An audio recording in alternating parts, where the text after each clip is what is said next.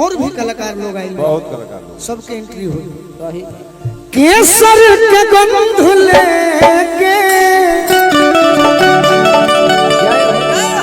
अरे पुरवा चलल रहे,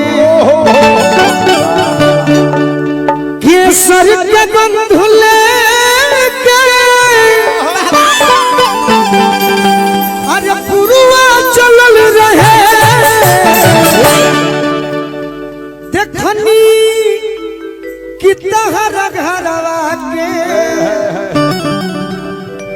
अरे खिड़की खुलल रहे। लाइन कहीं आदमी पगौले बनी बाकी रोराइल बनी, हमने के कलाकार बनी जा रउआ खिड़की खोल के रखब। एगो लइका कहता तोहरा पके उता के तो शिकारी बाबा के भाई बानी, बार बार प्रणाम करो, आशीर्वाद के प्रतीक्षा बा। अंजनी बाबा बानी हम प्रणाम करो। एक दीवाना एक दीवानी से कहता है, धन है दीवाने, मित्र अपने मित्र से कहता है, कह रही है जी का खोदले बड़ो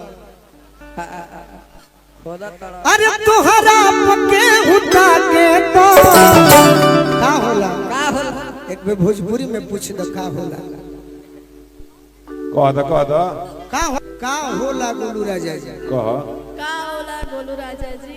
अरे है उहे होला जी गोमन जी, उहे होला। अरे तकलीफ हो तोहरा अरे तोहरा पके उठा के तो तकलीफ हो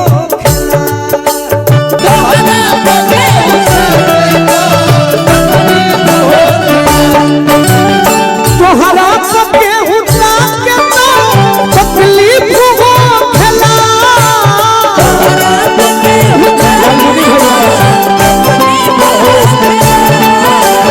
तोहरा पके उठा के तो तकलीफ हो खेला। रिकॉर्डिंग में शूटिंग में बहुत आराम बा, बहुत आराम, स्टेज पर बड़ी दिक्कत बा। लाइव है लाइव, रउरा जने ताकत नहीं, हम समझत नहीं कि रउरा दुख होता। अरे झरको से के उझा के तो झरको से के उझा के तो तकलीफ हो खेला।